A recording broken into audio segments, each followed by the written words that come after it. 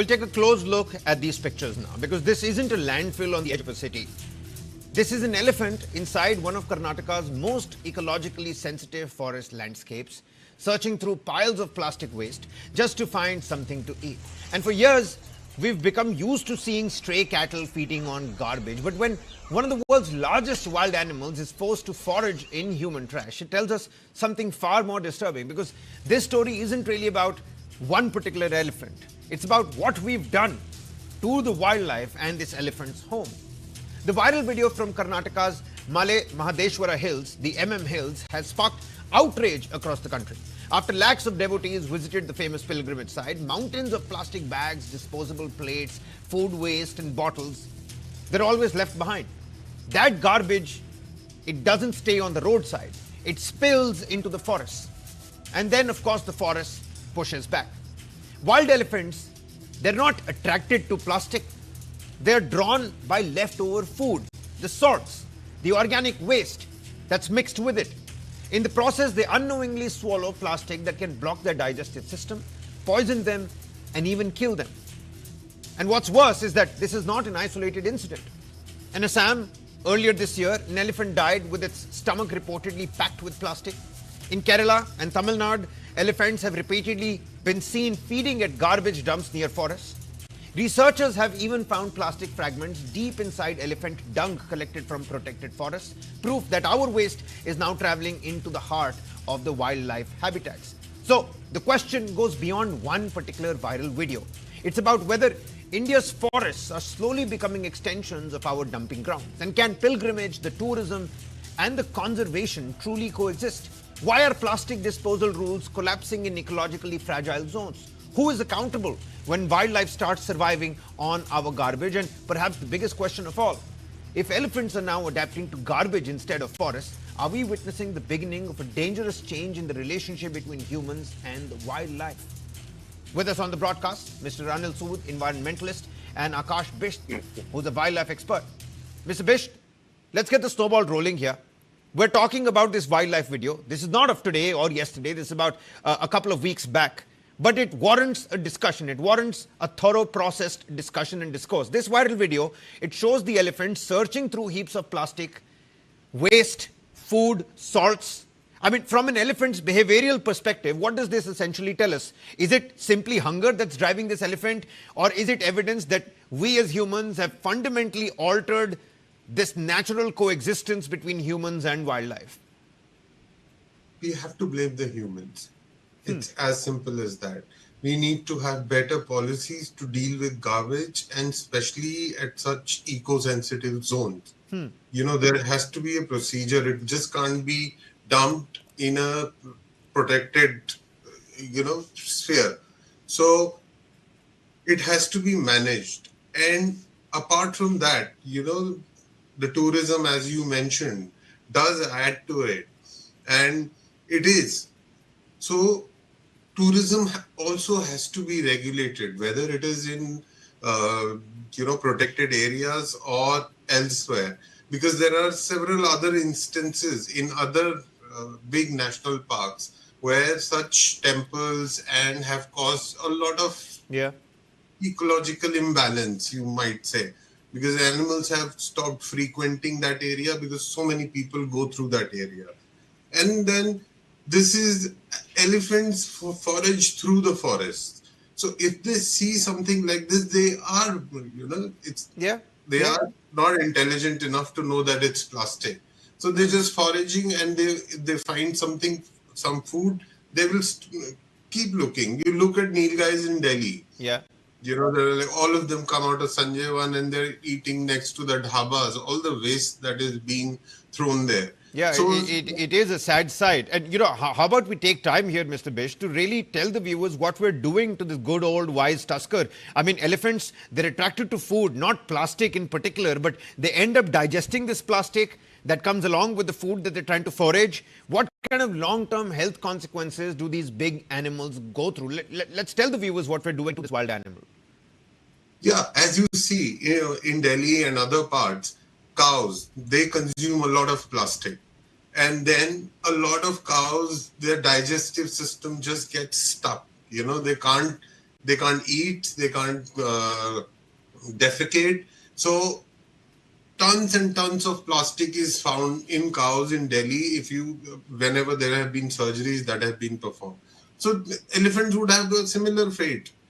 If we keep dumping our plastic into these eco-sensitive zones, then elephants will certainly have a similar future, and which is where the government and the other civil society organizations, they come in and they try and address this situation.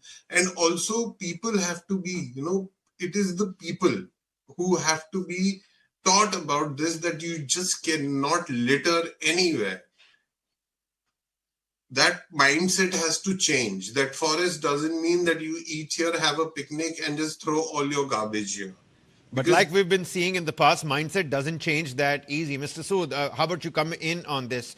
This incident, it happened near one of Karnataka's most sensitive forest landscapes and ecological zones after a large influx of pilgrims, just like Mr. Bisht was pointing out. Does this expose a larger failure now in terms of how we manage our waste, how we manage our tourism, how we manage religious footfall in ecological fragile zones? I mean, is it because of a lack of enforcement? Is it because of a lack of awareness? What's really the catch here, and how do we, prime this concern up? Kabir, I am sorry to say, there are laws, there are rules, but which are only existing on paper, not on ground. Yep. These are not enforced. Number one. Number two, our forest areas are shrinking. That is why elephants now are straying outside their habitat. Today morning only, I had been to Hathi Gaon at Jaipur, which houses about 85 elephants. And I saw the area spick span clear of plastic, and it's all forest area, privately managed. Now the moot question arises, when government is managing, it has all the paraphernalia, it has all the people around, it has all the authorities, then why they are comatose? Now, religion, there are laws about plastic also, which plastic can be used, which plastic cannot be used. Who is enforcing that law also? And once the government knows that plastic is bad, its disposal is irresponsible, provided we responsibly dispose of plastic, fine, there is no harm in it. But once we know that we are irresponsible so far as disposal of plastic is concerned, why it is allowing manufacture of plastic? Yeah. Because the government gets revenue and it's not bothered. Government's left hand doesn't know what right hand is doing. I had been watching for donkey's years now. Nowadays, you can see even while during morning walk, I find monkeys also, foraging through dustbins. Yeah. Why? Because we have snatched their habitats. Yeah. We have entered into their habitats. Cities have been expanded within their habitats. So first and most important question is, where is the enforcement? And why the forest area and their habitat is being reduced under the garb of development? We are not developing, we are heading for a disaster. You will be surprised to know that the dung found inside forest, there are two areas. One is dung inside forest and one is dung at the boundary of the forest. As per JNU study, the dung found inside forest contains double of the plastic contents than what is found it outside, which means that they are also foraging plastic inside forest too, which is very serious. And all authorities all over India, I'm not saying one particular state, all authorities, we are having white elephants in the government. Yeah. They are eating away the resources of these animals, which cannot even speak for themselves. So then, Mr. Over to Sood, you. I must ask you this because, we're seeing reports of more elephants, more wildlife animals that are entering these garbage dumps. You gave us the example of cows. You gave us the example of, the monkeys. I've personally seen, a microplastic and reports of the same in some large birds as well. Are we witnessing a dangerous behavioral shift where wild animals, they're beginning to associate with human food? And with the ever shrinking Yes. forest that you spoke about, I mean, Yes. this paints a really grim picture, because we need our ecology to be absolutely healthy for the humans and their survival as well. It is not dung, elephant's dung, which is used, or it is not something which can be thrown away. Monkeys survive on elephant's dung. Fly bees survive on elephant dungs. Then crows survive on elephant dung. Then elephant dung is also very good biodiversity, protector. These elephants eat grass, plants, fruits. So seeds also pass through their digestive system and ultimately come out as a dung. Now, what happens? Elephant doesn't stay in one area. It eats grass, fruits, or vegetables or bark in one area, goes far away, and then dung is passed on. So the dung also acts as a protective layer for the seeds.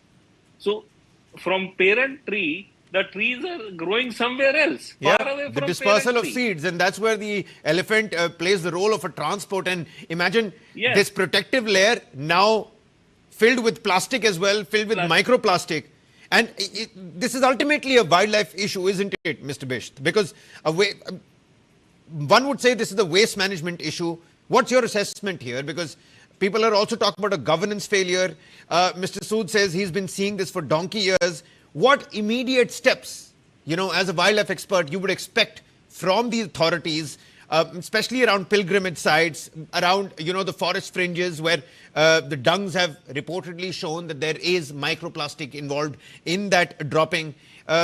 Is this becoming the new normal, and how do we curb this or nip this right in the bud? It has become a normal. So we have gone far beyond nipping in the bud stage. If it is in the dung of wild elephants inside reserves, then it is a question of, deep probable in that sense. Because see, the ecosystem, how it works is that the elephant or any other prey for a predator, we have mostly all the cats in India. So then it enters there, because they are part of this food cycle. There is a food chain. And then these predators depend on these animals. So when they eat them, or the plastic is also entering them. So yeah, eventually it's a wildlife crisis in that sense that you don't want your animals to also have microplastics in their body. I think it's a mixture of all of it, Mr. Bish. You see, it's a wildlife crisis, it's a governance failure. And my question to you would be, where do you think accountability breaks down? Because if this is a collection of all these kind of crises, do you think accountability also is breaking down at the local body level, at the temple authority level, at the forest departments? I mean, it's a fiasco that is collective of all of them together. Yes, it's negligence, and on everybody's part, all the agencies that you mentioned, that they are not implementing it. If the forest department goes ahead and finds the temple or just finds individuals who are littering, that would set an example. People will, the forest department, the police, if you go into a reserve, your bags are checked so that there are no plastic in your bag.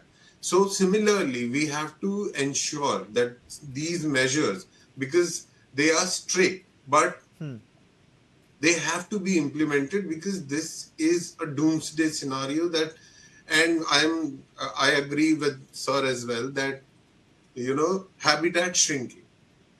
We have to protect the habitat that they have, because if the cities and villages start moving into forests, then eventually this will lead to that crisis. You're absolutely right. And this conflict of man and animal is the reason for so many zoological based viruses as well. It's the problem of how we're eating into their spaces. They're not essentially coming here. Today, people are honking horns on, stray cattle on the road, but they don't understand it's us who've built roads exactly where they were supposed to be grazing. So my final question, final 30 seconds, Mr. Sood, I'm running out of time here. Every time a similar viral video comes out, it shocks us. We, feel pity over the animal. We feel pity over, the forest area, and then we move on. There is outrage for a few days, but then the issue fades away. In terms of systemic reforms, I mean, the cameras are pointing towards you. What do you have to say? Your message to everybody out there. Final 30 seconds. The authorities have to come out of the comatose state. The governments have to take it seriously. Whenever such videos are there, they just ignore as one of the videos. For them, it hardly makes any difference because it doesn't impact them. It doesn't impact their pocket. It doesn't impact their career. It doesn't impact their conscience even. Unless accountability, responsibility, and policy of punishment is introduced, things cannot improve. Okay. I don't find any hope in improvement unless policy of punishment is initiated among the bureaucracy. Yeah, punitive measures. We need examples. We need punitive measures. And the tragedy isn't that one elephant searched or foraged through garbage or this one particular video that we're looking at. The tragedy is that we've made garbage part of the wildlife's habitat. And that's the most saddest thing that can happen right now. We can only hope that this video will change something. Otherwise, just like my panelists are suggesting, it's a doomsday kind of a scenario. On that note, Mr. Sood and Mr. Bisht, many thanks for taking out the time and helping us put this story really into perspective and what's really happening here. Many thanks. All right then, before we wrap up on this Eye by Eye segment, we've got one more story for you, and this might be of great significance and importance to all those that are aspiring to be those, extremely fit people, because that's the new trend and in thing these days. Because when we think of heart disease, we usually think of age, we think of obesity, diabetes, maybe chain smoking. We rarely imagine it striking someone at the absolute peak of their physical fitness. Yet, every few years, the sporting world is left stunned. An elite footballer, someone who trains every day, runs over 10 kilometers in a single match and represents the very definition of athletic excellence, suddenly collapses because of a cardiac emergency. We've got some of those cases in front of you. Mark Vivian Foe, Fabrice Muamba, Christian Eriksen very recently, Tom Lockyer. Some survived, some tragically did not survive. And these moments have changed sports and the sporting medicine forever. But they've also raised a much larger question, especially on Doctor's Day. Can the pursuit of extreme fitness sometimes place extraordinary demands on our little hearts? Or is the real danger something that remains hidden until the body is pushed to its absolute limits, even for those professional athletes? And that's exactly what renowned cardiac surgeon Dr. Devi Shetty has been speaking about, exclusively warning us here on News9. Listen in to that reaction first. I want you to Google FIFA, FIF, Federation of Football Association, then you write cardiac arrest. Then you get series of articles which is published from the FIFA experience. In the last 4 years, 670 professional footballers had a cardiac arrest during practice session. In just 4 years, this is what is documented. Undocumented cardiac arrest will be 10 times more. I want you to tell me who is fitter than a 20-year-old professional footballer. So if you are very confident about your health and your fitness, I just want you to read the article. Then you realize that how fit you feel has nothing to do with how fit you are. An important perspective there from Dr. Devi Shetty. Now, it's equally important to separate science from sensationalism. There is no credible evidence that elite football is witnessing a sudden epidemic of heart problems. But what doctors do know is that some athletes unknowingly carry silent genetic or electrical heart conditions that may remain completely undetected until intense physical exertion brings them to the surface. You've got extreme training that changes the heart. It becomes larger, it becomes stronger, it becomes more efficient. For almost every athlete, that's a healthy adaptation. But in a very small number of cases, hidden heart disorders can make extreme exertion dangerous. That's exactly what we're going to be discussing right now with Dr. Professor Tarun Kumar, senior cardiologist, with us on the broadcast. Doctor, what's your assessment here? What do you make of this entire segment that we've put up? Today's culture of glorifying extreme fitness, is that come as a boon or as a bane? Without enough emphasis on heart health, people step out to do that high intensity, interval training, becoming athlete-like without really going through the science that an athlete has to go through, the supervision of it all? See, one thing is physically fit is not synonymous with your medical fitness. And this training part, it should be gradual over a period of time so that your heart and your body can adapt to your high, initially light, then moderate, then high intensity training. Because sometimes what happens if you are not underwent any medical examination, there are two kind of problem which can happen. One is cardiomyopathy, which is very much common, like hypertrophic cardiomyopathy. Patient may be fine at certain age of time. It can develop later on because it is genetically determined disease. It can develop in adulthood any period of time. So regular screening is required. Somebody may be fit at 20, he start developing this HCM in next 5 years or so if it's genetically predisposed. And second thing is heart attack because of coronary artery disease. Sometimes even 6 months of your hayward eating lot of stuff. So this small plaque can deposit. It's not like patient will having 90% of plaque burden. Some 10-20% plaque can build up for even for your irregular lifestyle for few months also. And these plaques, if they are very if you underwent some intense training suddenly and uncontrolled diabetes, uncontrolled hypertension, stress, all these factors can lead to this plaque to rupture.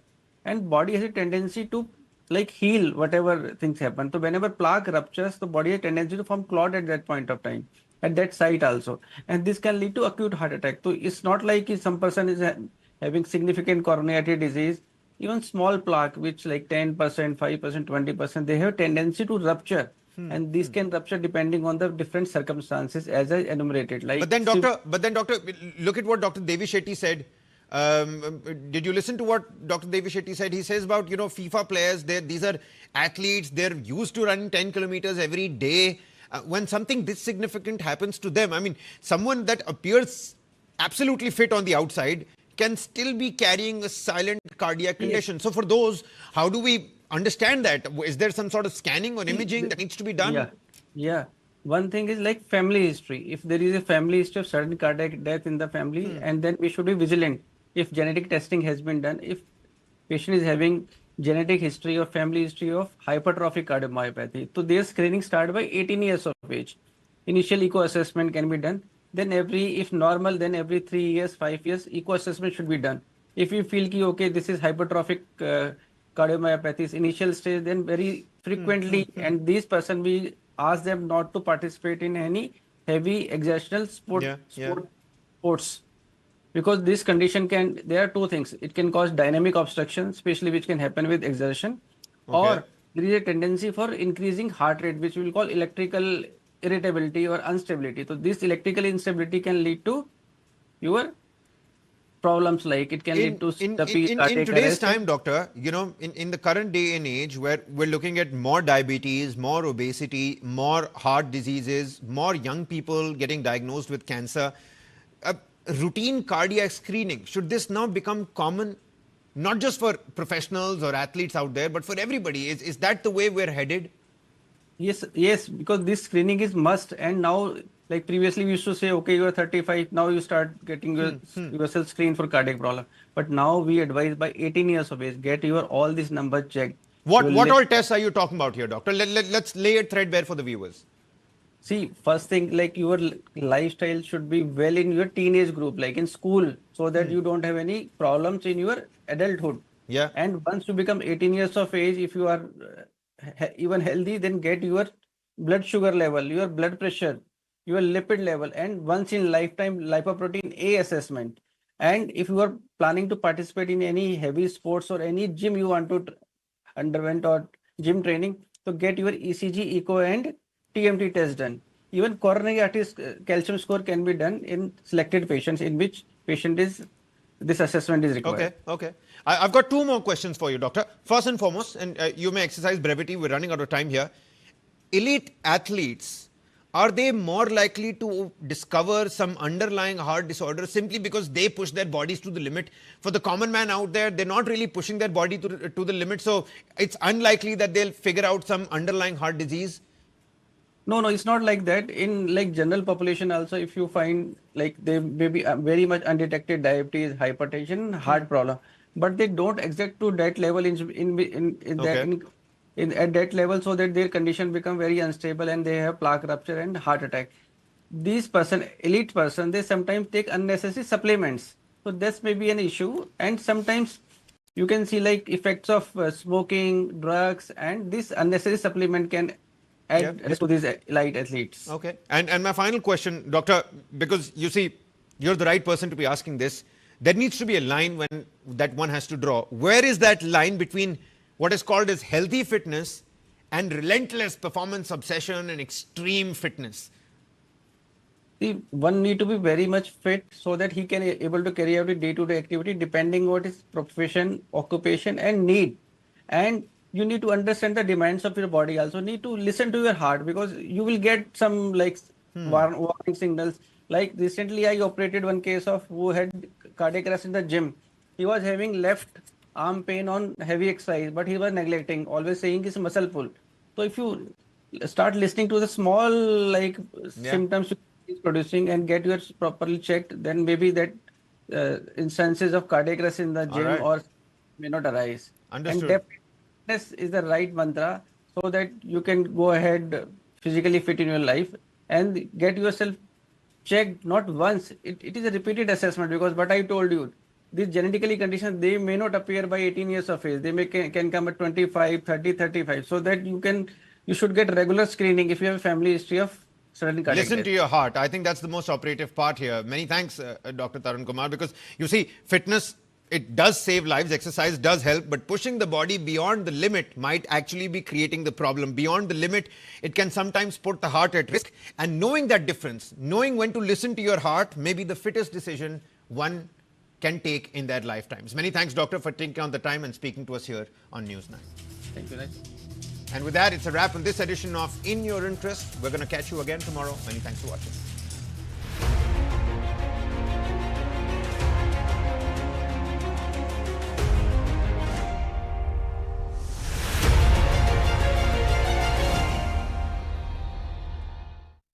Meet the tomorrow today.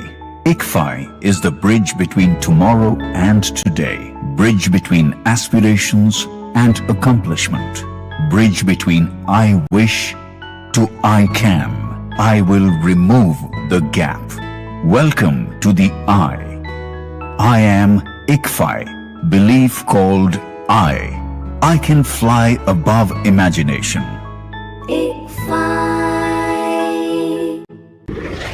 Amid a fragile ceasefire, stakeholders take on the tough questions. Was Israel surprised by the asymmetric warfare which Iran started conducting? Yes, I think it was a kind of surprise, the level of savagery. Why has Iran stopped the traffic in the Strait of Hormuz? So we have to defend ourselves. Like never before, on point with Kartikeya Sharma, decoding Hormuz, Karg, and the ceasefire. What is the future of peace in West Asia? I hope